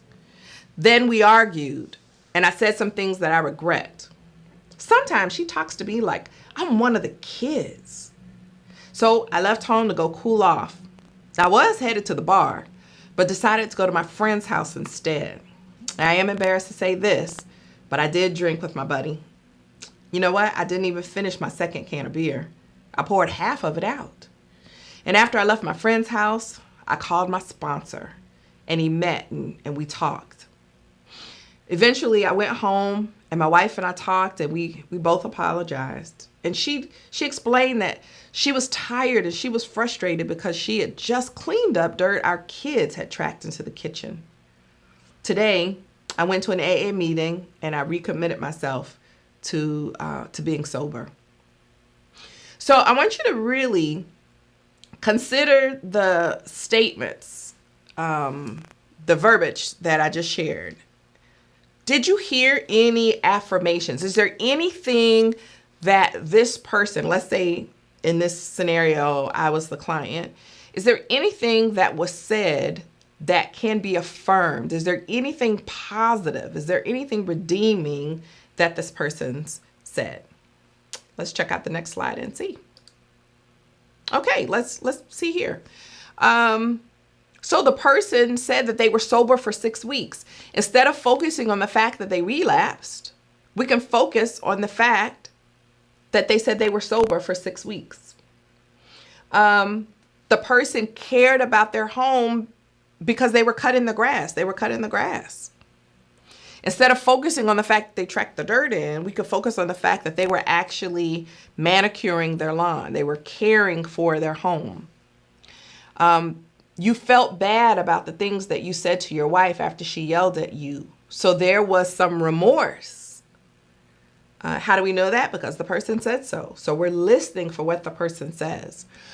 You gave you and your wife time and space to cool off by leaving home for a little while. So, after an argument, there may be benefit in leaving the house for a little while to cool off. Your sobriety matters to you. It bothered you that you drank beer, and that shows growth. Now, if this were the kind of client that we had been working with for the last 6 months, maybe there was a time when the person was like, I'm grown. I could drink what I want to drink. Nobody should care about what I want to drink. And so if that has been your experience with this person 6 months ago, and now you hear them say things like, man, I'm embarrassed I drank. And you know what? I couldn't even finish my second beer. I didn't even want it. I threw half of it away. That could be growth. And when you hear that and you acknowledge that, that's affirming the person. Talking with your wife, hearing her out and apologizing is huge. You've got a sincere heart. You went to an AA meeting and you recommitted yourself to your sobriety. You're showing determination. And you didn't go to the bar, and that takes self-control. So again, pointing out times that the person is actually stating and sharing information where they can be supported, where we can acknowledge and notice that they're making an effort. Affirmations. Okay. So now we've talked about open-ended questions and we've talked about affirmations. So now there's an opportunity to reflect. Reflections are actually opportunities to engage in a skill that's called reflective listening. So this is one of those basic kind of counseling skills. So if you've been working in mental health for any length of time, no matter really what your role is, effective listening is a really useful communication skill. It is basically hearing and understanding what the client is thinking and feeling, then repeating their statements back to them. And it helps the person understand themselves and their motivation for change on a deeper level. So it's important to remember that reflections are statements, not questions. Reflective listening. This is a skill that's really useful in the workplace, also useful at home, if you have a spouse, if you have a partner, if you're dating, even when you're parenting children. It's really good to use in the workplace when you're talking with your colleagues. You're in a meeting, you want to understand, you want to ask for clarification. Reflective listening is a very useful communication tool. All right, so let's take a look at this example. A 17-year-old client says, I don't like my parents telling me where I can and can't go or who I can or can't hang out with. I work. I should be able to spend my money however I want to. Okay? That's the statement of the client. Here's the reflection. Sounds like your independence is important to you. It's a statement, not a question. They're sharing with you that they're frustrated or they're sharing with you what they don't like. And in this case, they didn't want to be told what to do. They don't want to be told who they can hang out with. And that speaks to independence. All right. 17-year-old client says, yeah, I'm almost 18, but they still treat me like a little kid. Here's the reflection. It's clear this situation frustrates you and it makes you feel controlled. Yeah, 18, but they still treat me like a little kid. So there's some frustration there. There's some displeasure with that. All right. The 17-year-old says, I don't believe they will ever change. They acted just like this with my older sister and will probably be the same way with my kid brother. Here's a reflection. So it seems that your parents are consistent with their rules and expectations for you and your siblings. Statement, again, not a question. So when the 17-year-old hears, because sometimes when we say things, we don't hear what we're saying. And when we, as the provider, as the helper, can use these statements, it helps the client be able to actually hear what they've just said. I would be really curious to know how the 17-year-old respond to this last reflection. So your parents are consistent. Their rules have been the same for you as they've been for your older sister, as you're projecting or believing they might be for your younger brother. Interesting. So it may not be the case that the parents are picking on them, if in fact that's how the 17-year-old felt. Reflections help to flesh those kinds of things out. Okay, here's some other examples of how we can use reflections. I'm feeling so stressed and overwhelmed. Things at work are tense right now. My work projects have been piling up and I can't seem to get caught up. I've been making a lot of mistakes and I'm worried I might lose my job. I need a vacation, but that doesn't seem possible. All right. So if we're repeating this, repeating could sound like you're feeling stressed and things are tense at your job. Now we're saying exactly what the person said, just kind of in a really short summary. Rephrase. We're restating, but paraphrasing basically, or a function of paraphrasing. Your stress is work related and you need a break. Reflecting the emotion. You're worried that your job could be in jeopardy. Sometimes it's really helpful to help a client connect to the emotions that they're feeling in the moment. Here's a paraphrase. Your work issues are exasperating your stress. The work issues are really making your stress worse. And the double-sided. This is a really cool motivational interviewing skill because, again, we're helping our clients be able to identify their own reasons for change. So on the one hand, you feel like you could use a vacation, but on the other hand, you feel like you can't take the time off right now.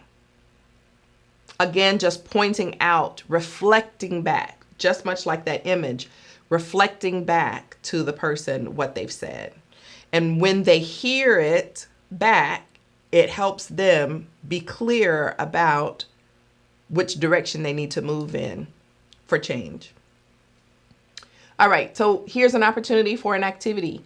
Find a partner, determine who will be the interviewer and who will be the interviewee. Use the following question to prompt an interview discussion. Here's the question. Where did you go for your most memorable vacation? So I really want you to consider where you've gone for a memorable vacation. I think everybody has some, hopefully, opportunity to have been on vacation somewhere. So vacation could have been to Myrtle Beach. It doesn't have to be to France. Okay. Where have you gone that was your most memorable? Could have been when you were 10 years old to Disney World, or it could have been last summer. The interviewer can ask as many relevant questions that come to mind and should take notes of the responses that are stated. After 3 minutes, end the discussion so that the interviewer can summarize what the speaker has said. So you're going to ask the question. You're going to give space and room for the interviewee to answer. And interviewers, you can ask as many relevant questions that come to mind. Again, we are practicing using some of those open-ended questions. Practice reflecting and practice affirming. And then switch roles and do the exercise again. When you do it the second time, the question is going to be, who was the most influential person in your life when you were growing up and why? Okay. Have fun with those discussions and don't forget to use those skills.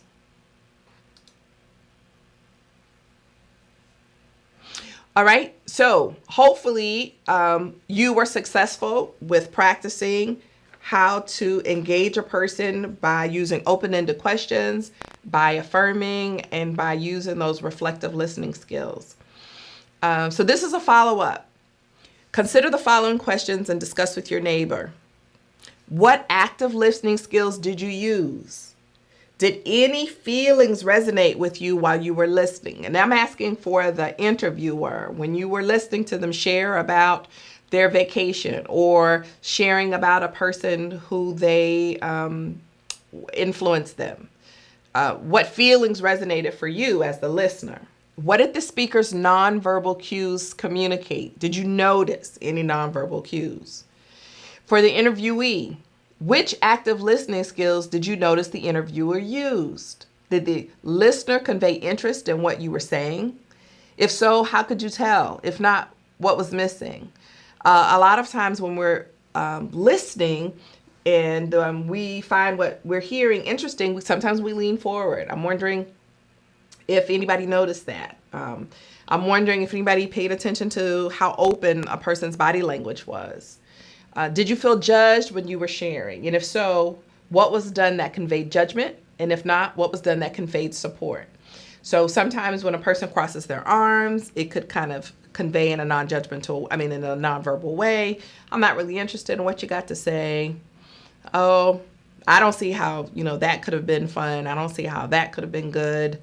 So take some time, answer these questions, again, with the same neighbor that you just worked with, and discuss about the various active listening skills you recognized. Okay, here's activity part 2. Again, working with the same partner, decide who will be the interviewer, then decide who will be the interviewee. And now we're going to go with some different questions. Have you ever been caught in a lie? What was the circumstance that prompted you to lie? And what was the consequence of your action? So it's the same premise. You got 3 minutes. The person who's the interviewer can ask any relevant questions and then summarize what you heard the person say. And then you're going to switch. And then the second question is going to be, have you ever gotten a speeding ticket? And if so, what were the circumstances that caused you to speed? If not, what do you think about people who speed? So again, take some time, ask the questions, listen for those of you who are the interviewers, and practice those open-ended question skills, affirmation skills, and reflective listening skills.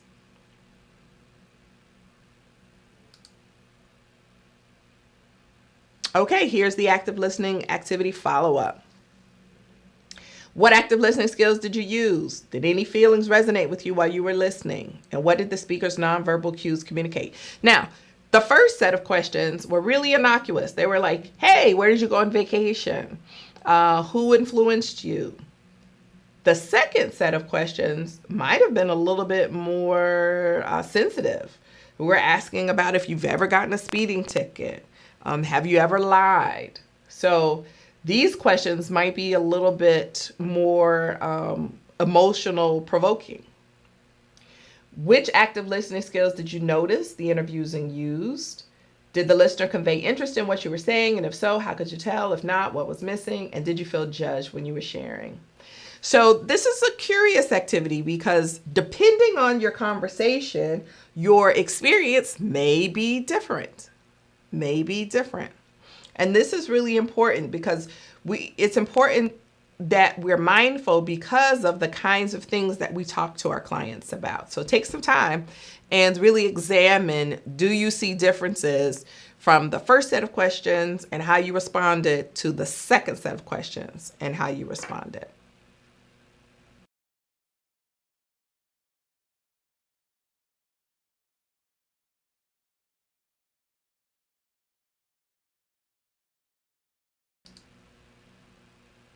Okay. The last core skill of OARS is summaries. So we've discussed open-ended questions, we've discussed affirmations, and we've discussed reflections. Now we're going to talk about summaries. A summary is a reflection of two or more of the client's thoughts, beliefs, and or verbalized feelings, making connections of personal values and linkages within a conversation. This is when clients construct a case for why they should make needed changes or keep things the same. We are reflecting what we hear clients say or their verbalized beliefs or feelings. We're helping them to make the connections between their personal values and what they said in conversation. This is not an opportunity for the provider to interject the provider's thoughts, to interject the provider's beliefs or the provider's feelings. We are really just being, honestly, a vessel for summarizing the client's thoughts, beliefs, and verbalized feelings. Because that's the key for helping the client make the changes that they say they want to make. Summaries. All right, here's the situation. A person's feeling ambivalent about signing a contract to join a local neighborhood gym. Now, remember we talked about ambivalence earlier, and ambivalence is feeling stuck, wanting and or not wanting to change. Oftentimes when a person feels ambivalent, it leads to anxiety, which sometimes leads to avoidance. That avoidance looks like procrastination. Sometimes that procrastination can be perceived as resistance. And this is what we want to help our clients resolve. Remember, ambivalence is not a bad or wrong thing. It's a normal thing. It happens. All right, so here's the situation.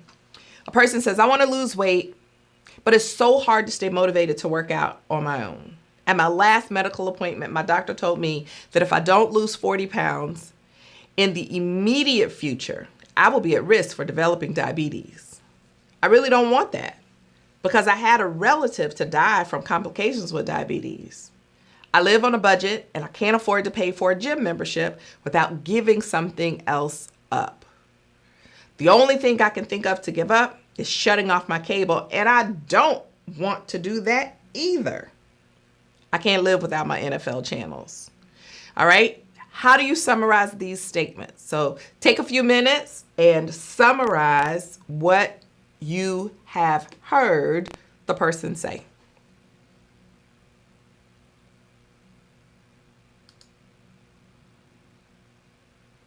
Okay, so compare the summaries that you've identified with the summary that I have here.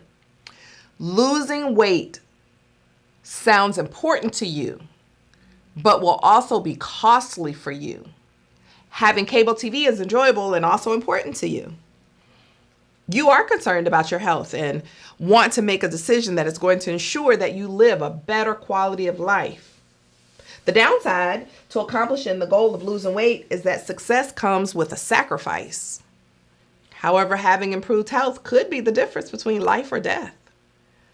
This summary is not about asking questions. It's not about taking a position of, I really think you should do this, or I really think you should do that. It's really just an opportunity to restate the person's thoughts, beliefs, and verbalized feelings. Summaries help the counselor guide the client towards change just by restating the client's own reasons for change. It would be so cool if there was an opportunity for us to have a conversation about this. So I'm hoping that you are really taking the opportunity to periodically stop the slides, need be to have discussions with those around you. Certainly on the activity slides. Please feel free to stop and then restart whenever you finish with your discussions. Okay, 4 processes for motivational interviewing. So we've talked about the spirit of motivational interviewing. We've talked about the core skills. Now we're talking about the processes. So it may look like we're starting at planning, but actually we're not. We're going to start at the bottom at engaging, because these processes build on one another, kind of like stair steps. Now this slide doesn't reflect a stair, but that's the concept. So we're going to engage our clients first. And in order for us to focus with the client or have the client focus, then we've got to be engaged. So one has to happen before the other. So engaging happens first, then focusing happens. And then after focusing, evoking happens. And after evoking comes planning. Okay, so let's talk about engaging. What do we do during the engaging process? We establish trust, mutual respect, and a working relationship with the client. So we have to engage with the client. So we talked earlier about how important it is to have that collaborative partnership with the client. So the collaborative partnership is really important for establishing trust. Engaging is fundamental to getting to the ultimate process, which is planning. So after we establish trust and we have a good working relationship with the client, then we can move on to the next step, which is going to be setting and agreeing on the agenda and deciding on a shared focus. Now, this shared focus cannot be the focus solely of the client. I'm sorry, that was totally incorrect. This focus cannot just be that of the provider or the counselor. Setting and agreeing on the agenda and deciding on a shared focus is driven by the client. So our goal is to be there to support the client in what they want to accomplish, helping them identify reasons for the change that they want to change. So not according to my agenda, but what's according to their agenda. And then that setting the agenda is important in order for us to move into evoking. When we're evoking, it's eliciting the client's argument and motivation for their own change. Now, oftentimes we see the word argument and we think something negative. We think, oh, this is unpleasant. Oh, this is not good. But in this case, argument is, here are the reasons for. So we're trying to pull out, we're trying to highlight, we're trying to make prominent the client's argument for their own reasons for change. And when we hear those reasons for change, we make note of them. And in our making note of them, we share that information back with and to the client. This last phase of the process is developing a specific plan that the client agrees to implement. It's the client's plan. and we help the client develop the plan. Their plan is for how they're going to move towards change. So they're looking for and identifying all the reasons why and all the reasons how moving towards change is going to work for them. And that's what the plan is. Okay, so I want to bring to your attention the importance of engaging. Engaging with the client is a foundation for all the other areas of the processes. So joining with the client is important. Building an alliance and a working relationship is important. It's important that the client feel welcomed and comfortable and understood and hopeful. We cannot say this enough because it is the most important process in these processes for moving towards the plan. A client is not going to establish a plan if they don't feel supported. They don't feel like they have a person working with them towards the change that they seek.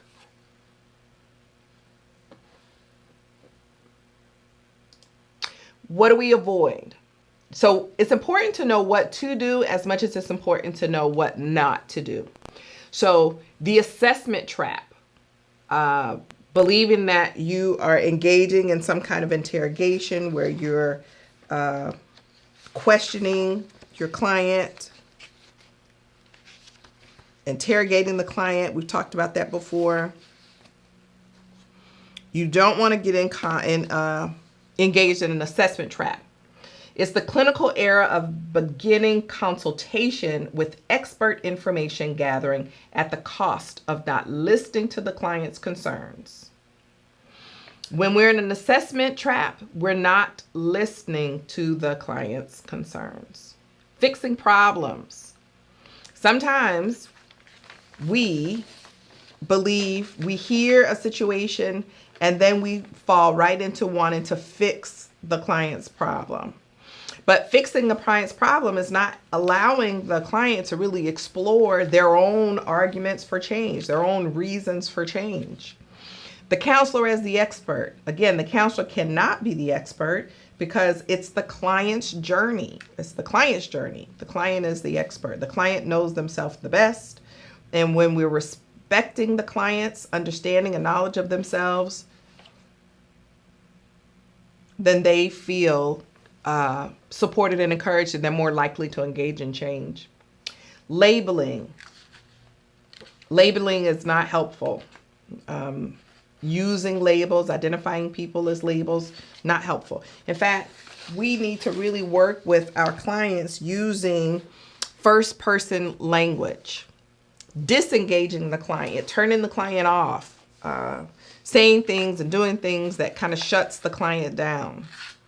This is, again, keeping in mind things to avoid that get in the way of using motivational interviewing effectively. Blaming. This is when we focus on fault finding rather than change. Just focusing on, you're not really good at that. You know what? You're not really doing a good job on losing weight. You're not really doing a good job on making good choices. You're not doing a good job on choosing good friends. You're not doing a good job following through with your treatment plan. You know, you seem like you're struggling with this. That's blaming. Not very helpful. It doesn't really endear people. It doesn't help people to feel good about your conversations with them. Confrontation. Now, this is a really interesting concept because there may have been many years ago, some thought that confronting a person could actually be beneficial. But motivational interviewing is not about confronting a person as much as it's about helping a person come to their own determination. Confronting a person feels very attacking, And attacking doesn't move us in the direction of helping. It's not collaborative at all. It's not supportive. So we don't want to engage in confronting behavior with our clients, to be confrontational. Other traps to avoid: the question-answer trap. So the question-answer trap is asking too many questions and leaving the client in a passive role of just answering them. So, a part of what we're hoping to do is we're hoping to pull information out of the client so that the client is having some realization about, oh, so this is what's important to me, so that they can build a case for motivating or moving towards change. If we're just asking them a bunch of questions, so some questions are useful, but too many questions, it can be unproductive. So the expert trap, right? Again, this is where the client, the provider, is believing themselves to assume the responsibility for, I know everything, I know all the answers, I can answer and fix all of your problems. So a person might be trying to decide if maybe they're retiring and they're trying to decide, they don't want to move out of their house. And this happens for some older people. They want to stay in their home. They don't want to go to a retirement facility or retirement community. And instead of saying, listen, you're getting too old, you're falling, you cannot live in your house by yourself, you must move. This is really in your best interest. So sometimes that's kind of the conversation between family members. But if we are working as a provider, that's absolutely not the kind of conversation that we should have. And I don't know how effective it is for relatives to have that kind of conversation. The labeling trap, again, talking about people, using terminology. It's unproductive to try to persuade clients by labeling them. Nobody likes being called names. Name calling is really unkind. It's very unproductive. Premature focus. So trying to direct before you have established a working collaborative relationship, before there's identified goals that the client has stated. So trying to move the client in a direction before the client's ready. Blaming, we've mentioned, and then that confrontation and denial trap. Again, it's really about attacking a person, and that's just no good, and it's not useful for motivational interviewing. I like this idea that labels are for cans, not people. Sometimes we get too comfortable with identifying a person based on a label. We might call a person a criminal, or we might call them even resistant. We might call them an alcoholic or an addict. We might say that they're stubborn. We might want to identify them by their diagnosis and say, you're schizophrenic, or you're being oppositional. When we identify individuals or speak to individuals using labels, it's very unproductive and does not move a person and endear them towards change. Instead, we should really engage in person-first language.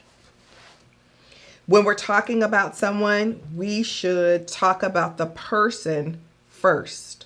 So it really would be better to say a person who struggles with alcohol, or a person who has an addiction, or a person who lives with schizophrenia, a person who has problems with opposition. When we speak about the person first, in person-first language, we're really respecting the person's integrity, We're honoring who they are without judgment. We talked about acceptance earlier, and this would be an opportunity to exercise and model acceptance of a person using first person language.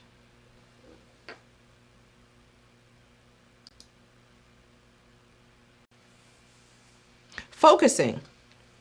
So again, when we're helping our clients focus, they are creating a clear direction. This involves purpose. This involves their goals and their priorities.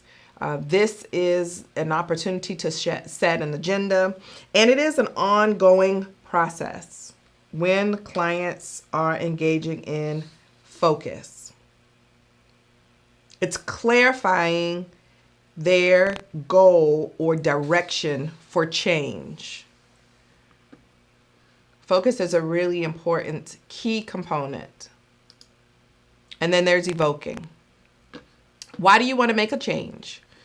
What are the options available to you? Who is supporting your plan to change? What would be your first step? And what will be different for you if change occurs? Again, when we're engaging in motivational interviewing, we're using those open-ended questions. Why do you want to make a change? What are the options available to you? These are all open-ended questions. And we're looking to evoke, we're looking to pull out reasons why they want to change and their motivation for making a particular change. So evoking is, again, also very important. So one of the things that we look to evoke is change talk. Change talk are statements that reflect desire to change, focus on the ability to change, list specific reasons for change, and express commitment to change. I want, I can, I wish. The reasons are, it would be best if I, and I really want to.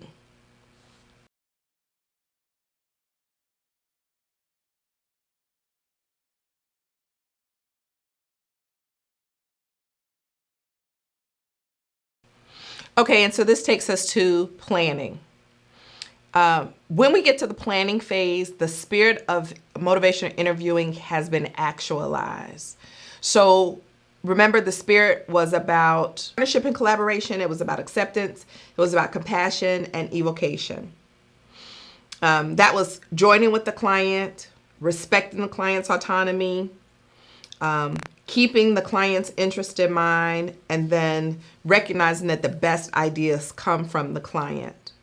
So when we get to the planning phase, we've been able to exercise and utilize the foundational concepts of motivational interviewing. That's the spirit of motivational interviewing, and we're able to actualize it. Collaborative power, sharing with the client, has already occurred. The client's autonomy has been supported, and the client's vision to change has been supported. They've been able to identify that, and they have an idea about how they're going to make it happen. And that's when the plan is developed. Do you remember those OR skills? Those OR skills are core skills. We ask those open-ended questions. We focus on affirmations. We will reflect back what we hear the client say, and then we will summarize. That's even a greater reflection of what the clients say. They are the basic communication skills that are necessary and needed to be successful, and again, helping clients identify and move towards the change that they seek. Now, when we're planning or helping our clients to plan, we want them to identify a SMART plan. We've heard of the term SMART goals. Well, they have to be measurable or specific, measurable, achievable, relevant, and time-based. So as our client is moving towards SMART plans, they're going to have SMART goals that are identified. So they're going to have specific things that they're working towards. They're going to make goals that are measurable. They're going to have achievable goals. They're going to have relevant goals, and they're going to have time-based goals. So again, we're talking about making change. If it's a weight loss plan, I am feeling some ambivalence about losing weight, and I'm making a plan for losing weight. I'm being motivated towards changing my weight. Then my plan has to be specific. How am I going to do that? Am I going to do it at a gym? Am I going to do it on my own? It's going to be measurable. Am I going to be losing weight over the next 6 months, or do I need to lose weight within 6 weeks? I'm going to have earmarks for being achievable. So I am going to have realistic and relevant earmarks for being able to make this goal happen. And then it's going to be, again, time-based. And back to the measurable piece, am I going to lose 20 pounds or am I going to lose 3 inches? I'm going to be able to measure. I'm going to be able to have some idea about when I've been able to accomplish and achieve this goal.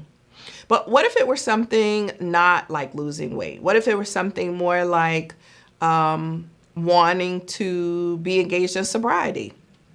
Okay, well, let's give it a try.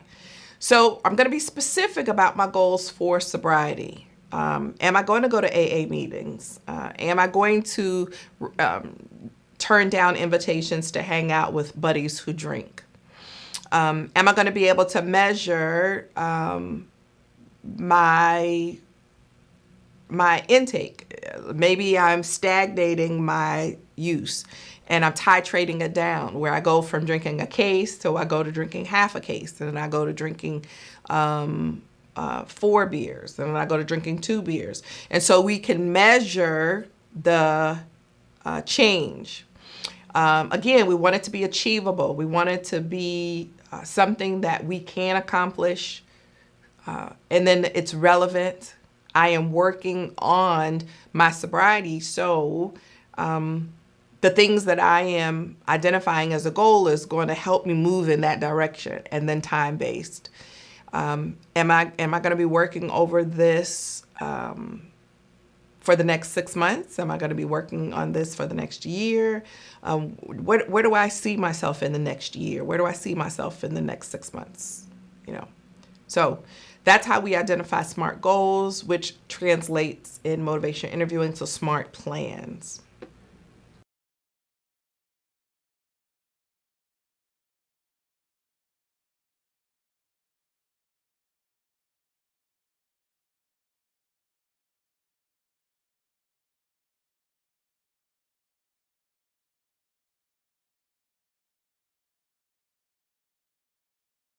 And then when the client has identified their SMART plan for change, the counselor has helped the client to arrive at the end of motivational interviewing. Again, motivational interviewing is the method by which we work with clients to help them talk about change, identify change, and move towards the change that they want to achieve. It's just a really effective way to talk to people about their change. And we do that by using the skills that we talked about. Understanding about the spirit of motivational interviewing. It's the foundation for motivational interviewing. Understanding about those OR skills, which are core skills. It's basic communication skills. Understanding about the spirit of motivational interviewing. Understanding about the use of the 4 processes, starting with engagement and moving right on up to planning.